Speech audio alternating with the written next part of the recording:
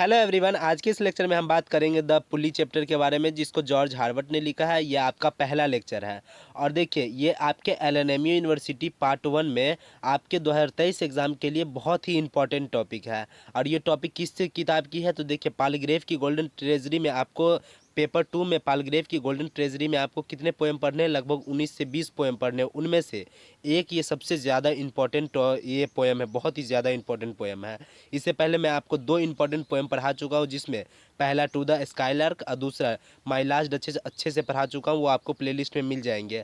और ये अब तीसरा पोएम स्टार्ट हो रहा है, जो कि मैं कल तक ख़त्म कर दूंगा।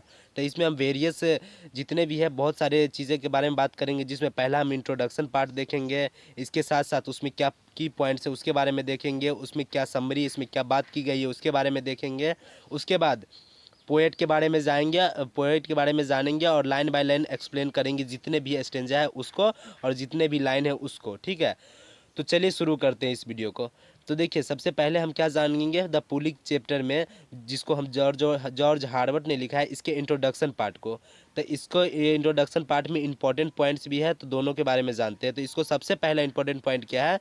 तो also published as the gift as God. ये द पुली चैप्टर दो नामों से जाना जाता है दोस्तों। पहला है द पुली और दूसरा है क्या? The gift as God. ठीक है, तो ये दो नाम से जाना जाता है। दोनों नाम एक ही है क्योंकि ये दोनों पोएम में कंटेंट एक ही है। तो इसको दो नामों से पब्लिश कराया गया था, एक द गिफ्ट एज गॉड से, एक द पुली नेम से। अब देखिए इसको लिखा कब गया था? तो ये 1593 से 1633 के बीच में लिखा गया था। और इसको किस चीज़ में पब्लिश कराया गया था? तो 1633 में पब्लिश कराया गया था। द टेम्पल नाम की एक पोएम कलेक्शन है, जो कि जॉर्ज हर्बर्ट द्वारा लिखा गया था। उसी कलेक्शन में, पोएम की कलेक्शन में इस पोएम को पब्लिश कराया गया था। अब ये कब पब्लिश कराया गया था? तो 1633 में पब्लिश कराया गया था। और ये द टेम्पल में कराया गया था, जो कि पोएम का कलेक्शन था। इतना क्लियर है। अब इसके अगले पॉइंट की बात करें तो religious poem about creation of humanity. ये जो पोएम है द पुली, ये एक रिलीजियस पोएम है, स्पिरिचुअल पोएम है। और इसमें किस चीज़ के बारे में बात की गई है? तो इसमें क्रिएशन ऑफ ह्यूमैनिटी के बारे में बात की गई है, इंसान की उत्पत्ति के बारे में बात की गई है। ठीक है, अब इसको क्या सब बातें की गई, इसको तो मैं लाइन बाय लाइन एक्सप्लेनेशन पढ़ाऊंगा, उसमें तो बताऊंगा ही। अब देखिए इस पोएम के बारे में कुछ और जानते हैं। तो इसके स्ट्रक्चर की बात करें तो इसमें 20 लाइन है। इस पोएम में 20 लाइन है और 4 स्टेंजा है, और हर एक स्टेंजा 5-5 लाइन की है। तो 5-5 लाइन की 4 स्टेंजा है, तो कितने लाइन हुए? 20 लाइन हुए, पाँचों का 20। ठीक है, तो इसमें 5-5 लाइन के स्टेंजा को, एक बात याद रखिएगा, 5 लाइन के स्टेंजा को हम क्विंटन बोलते हैं। जैसे हम 2 लाइन के स्टेंजा को कपलेट बोलते हैं, 4 लाइन के स्टेंजा को क्वार्टरन बोलते हैं, 6 लाइन के स्टेंजा को सेस्टेट बोलते हैं, और ये 8 लाइन के स्टेंजा को ऑक्टेट बोलते हैं। तो ठीक है, तो इसी प्रकार 5 लाइन के स्टेंजा को हम क्विंटन बोलते हैं। और इसमें क्विंटन की क्या है राइमिंग स्कीम है? तो इसमें राइमिंग स्कीम है इस पोएम की A B A B A। तो इस पोएम के बारे में ओवरऑल सारी चीज़ मैं बता चुका हूँ। अब इसके पोएट के बारे में जानते हैं। तो देखिए पोएट जी जॉर्ज, इस पोएम के पोएट कौन है? जॉर्ज हार्वर्ट है। और पोएट के बारे में बात करें तो इसका जन्म कब हुआ था? तो इसका जन्म 13 अप्रैल 1593 को हुआ था। और इसकी मृत्यु कब हुई थी बाबू? तो 1 मार्च 1633 को। इसको याद रखिएगा। अब इसके बारे में बात करें तो ही इज़ अ पोएट, ये एक पोएट थे और ये प्रीस्ट भी थे। प्रीस्ट का मतलब होता है एक पुजारी। और कहाँ का? चर्च ऑफ इंग्लैंड का, एक चर्च है इंग्लैंड का, उसके ये प्रीस्ट भी थे और पोएट भी थे। और ये मेटाफिजिकल पोएट है। आपको जब मैं पेपर 1 में 2-3 दिन पहले पढ़ाया था मेटाफिजिकल पोएट्री, उसके बारे में उस टॉपिक में मैं आपको जॉर्ज हार्वर्ट के बारे में भी बताया था। ठीक है, क्योंकि ये one of the best poet रहे हैं मेटाफिजिकल पोएट्री के मेटाफिजिकल। ठीक है, अब इसमें सम नोटेबल वर्क की बात करें तो इसमें रिडेम्पशन है, द टेम्पल है और द कंट्री पर्सन है। तब पोएट के बारे में आप जान गए, इसका जन्म मृत्यु कब हुई थी। ये एक पोएट के साथ साथ एक प्रीस्ट भी थे। ये मेटाफिजिकल पोएट है।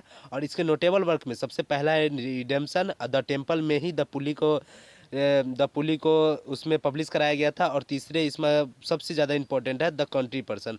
तो तीनों को याद रखिएगा। इसको आप कहीं पे भी जोड़ सकते हैं, जैसे कि आप क्रिटिकल एप्रिसिएशन में जोड़ सकते हैं।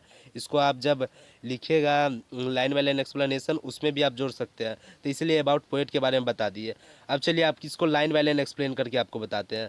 तो इसमें द पुली में सबसे पहला स्टेंजा है 5 लाइनों की, जिसको हम क्विंटन बोलते हैं। इसमें पहला स्टेंजा का पहला लाइन है, when God has made first made man. जब भगवान ने पहली बार इंसान को बनाया, उसको बनाया, उसके बाद क्या है? Having a glass of blessing standing bye. तब वो भगवान के पास जो रखा था, एक ग्लास रखा था, और वो किस चीज़ से भरा था? ब्लेसिंग से, मतलब आशीर्वाद से भरा हुआ एक ग्लास रखा था। Let us shed a pour on him all we can. और पोर का मतलब होता है उड़ेलना।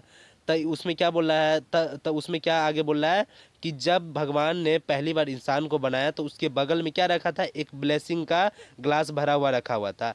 अब भगवान चाहते थे कि ये सारे ब्लेसिंग जो है हम इंसानों में उड़ेल दे, मतलब उसमें हम दे दे, उसको दे दे। The let the world riches which dispersed lie. तो वर्ल्ड की जितने भी रिचेस चीज़ें हैं, जितने भी अमीरी वाली चीज़ें हैं, वो सारे के सारे मैं इंसानों को दे दूँ। उसके बाद कॉन्टेक्ट इनटू स्पेन, और किस चीज़ में, एक जिंदगी में, स्पन का मतलब होता है जिंदगी, और एक जिंदगी में उसको भर के एक पूरे इंसान को मैं दे दूँ, ठीक है। जितने भी अमीर चीज़ें हैं, अमीरी की चीज़ें, जितने भी रिचेस चीज़ें हैं।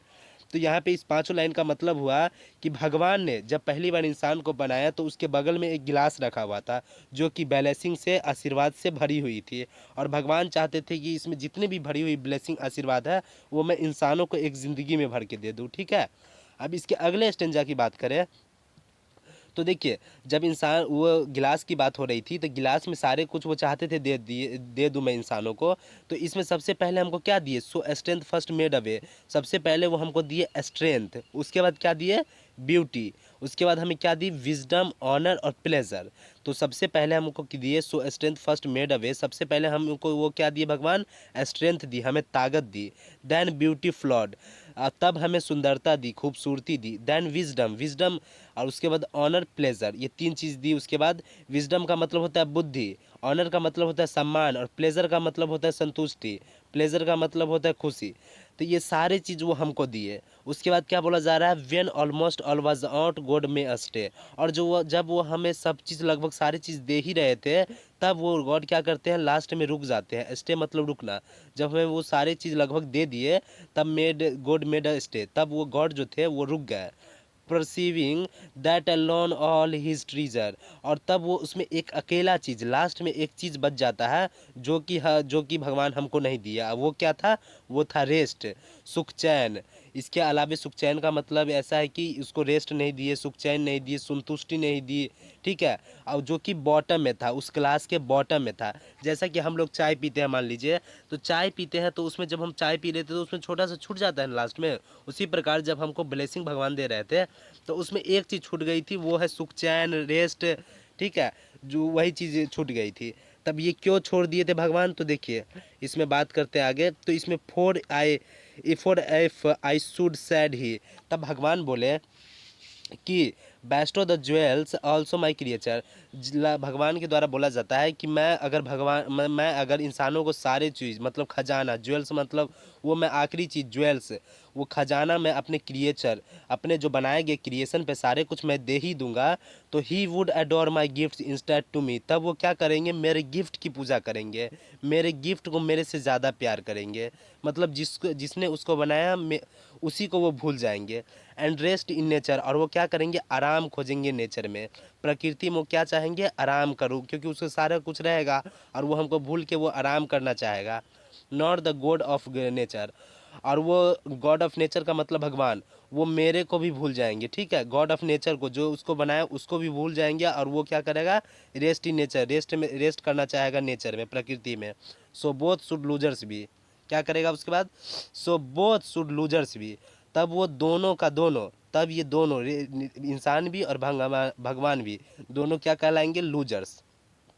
अब देखिए, यहाँ पे इस 5 लाइन का मतलब है कि जब मैं सभी कुछ दे रहा था तो उसमें मैं अपना सारे खजाना देने के बाद मैं एक चीज़ उसमें रख लेता हूँ, अपने क्रिएचर्स को नहीं देता हूँ। वो क्या था, अगर मैं वो भी दे देता तो वो मेरे गिफ्ट की पूजा करते, मेरे द्वारा जो ब्लेसिंग दी गई है, उसको जो लास्ट चीज़ें भी दी जाती है उसकी वो पूजा करते, ठीक है। उसके बाद क्या बोला जा रहा है, एंड रेस्ट इन नेचर, और जब वो सारी चीज़ मिल जाती है उसे, तो वो क्या करना चाहता है, रेस्ट करना चाहता, प्रकृति में आराम करना चाहता। और वो गॉड ऑफ नेचर, जो उसको बनाया उसको भी भूल जाता है। तो इस प्रकार दोनों लूजर्स कहलाते हैं। अब लूजर्स कैसे कहलाते हैं, तो देखिए, अगर इंसानों को सारा कुछ दे दिया जाता तो वो स्ट्रेंथ का, इसके अलावे उसको विजडम दी गई थी, प्लेजर वगैरह सारे कुछ जो दी गई थी उसका यूज़ नहीं करते हैं। इसके अलावा जो क्रिएशन जो किए थे भगवान, उसको भी क्रिएशन में ये सारे कुछ अगर वो दे ही देते तो उसकी क्रिएशन उतनी लाभदायक नहीं होती, क्योंकि वो जितने कुछ जो भगवान दिए हैं उसका यूज़ नहीं कर पाता इंसान। तो इसीलिए दोनों लूजर्स कहलाते, यही बोलना चाह रहे हैं भगवान इसमें, इस लाइन के माध्यम से पोएट। अब आगे बात की जाए तो yet let him keep the rest, और ये आखिरी चीज़ जो है रेस्ट, ये रहने ही दो। But keep them with the repining restlessness. तो ये रेस्टलेसनेस रहने ही दो, मतलब ये आखिरी चीज़ यहाँ पे बोला जा रहा है पहले लाइन में कि ये आखिरी चीज़ जो है रेस्ट, ये रहने ही दो, ताकि वो हमेशा रेस्टलेस न रहे, सुख से न रहे, सुख चैन न रहे उसके पास, हमेशा रेस्टलेस रहे हमेशा, ताकि let him be reach a weary, और उसे सारे कुछ रहने दो, उसको रिच रहने दो, उसकी सारी खुशियाँ उसके पास रहने दो। दैट एट लीस्ट, तब वो लास्ट में क्या करेगा, if goodness lead him not, तब वो लास्ट में अपनी खुशी से आए मेरे पास, yet weariness may toss him to my breast, और या फिर अगर वो खुशी से नहीं आते तो वो रेस्ट होने के नाते, रेस्टलेस होने के नाते अगर वो मेरे पास आएंगे तो मैं उसे सीने से लगा लूँगा। तो इस पाँच का मतलब है, इस पाँच लाइन का मतलब है कि यहाँ पे बोला जा रहा है कि आखिरी चीज़ जो है रेस्ट, उसको रहने ही दो, ताकि वो हमेशा रेस्टलेस रहे। तो रेस्टलेस अगर सुख चैन से ना रहे, या फिर अगर उसे पूरी तरीके से संतुष्टि ना रहे, तब वो क्या करेगा, वो रिच रहेगा, तभी भी रिच रहने के बावजूद अगर वो संतुष्टि से नहीं रहेगा, तब वो क्या करेगा लास्ट में, या तो अपनी खुशी से आएगा, या फिर उसको जो संतुष्टि नहीं मिल पाई है उसके लिए वो मेरे पास आएगा, तो मैं उसे सीने से लगा लूँगा, जैसे एक बाप अपने बेटे को लगाता है। ठीक है, तो इस सारे लाइन का मतलब आई थिंक आप अच्छे से समझ गए होंगे। और यहाँ पे आपको अगर समझ में नहीं आया होगा तो इसको दोबारा देख लीजिए, या फिर जब मैं इसका लाइन बाय लाइन एक्सप्लेनेशन कराऊंगा तो फिर से बताऊंगा, तो उसमें देख लीजिएगा। अब इसमें आगे बात की जाए तो देखिए, व्हाट्सअप ग्रुप में पहले मैं आपको बता देता हूँ। तो देखिए, व्हाट्सअप ग्रुप इस नंबर पे चलता है, जो कि जिसके लिए आपको कोई भी रुपया देना नहीं होता है। ठीक है, कोई भी रुपया देना नहीं है। आपको क्या कर सकते हैं, आपको इसमें क्या होगा, इसमें आपके जितने भी पीडीएफ पढ़ाई जाती है अभी, वो सारे के सारे प्रोवाइड किए जाते हैं, वो भी बिना फ्री में। ठीक है, उसके लिए कोई पैसा नहीं लगता है, इसीलिए आप जुड़ना चाहे तो जुड़ सकते हैं इंग मिथिला के साथ। अब चलिए इसके बारे में बता दूं, तो ये सारे कुछ हो गए, सारे टॉपिक आपके इसमें के सारे खत्म होते हैं। अब इसमें आपका दो चीज़ बचा है, उसमें पहला क्या बचा है, तो इसमें पहला ये सारी की सारी चीज़ होने के बावजूद इसके अलावे आपके लाइन बाय लाइन एक्सप्लेनेशन बचते हैं, और इसमें तीसरी चीज़ बचती है क्रिटिकल अप्रिसिएशन, जो कि आपके 20 मार्क के पूछे जाते हैं। ठीक है, तो उस सब के बारे में मैं अगले लेक्चर में बात करूंगा। आज के लिए बस इतना ही। इसी के साथ यार मस्त रहो, व्यस्त रहो, और पढ़ाई अच्छे से करते रहो।